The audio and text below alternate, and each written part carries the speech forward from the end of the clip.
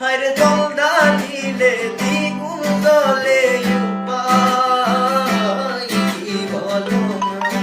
হায়রে জল ঢালিলে দ্বিগুণ জলে উপায় কি বলো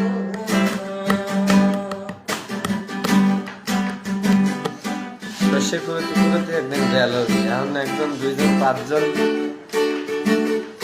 একসময় দেখতে হাজার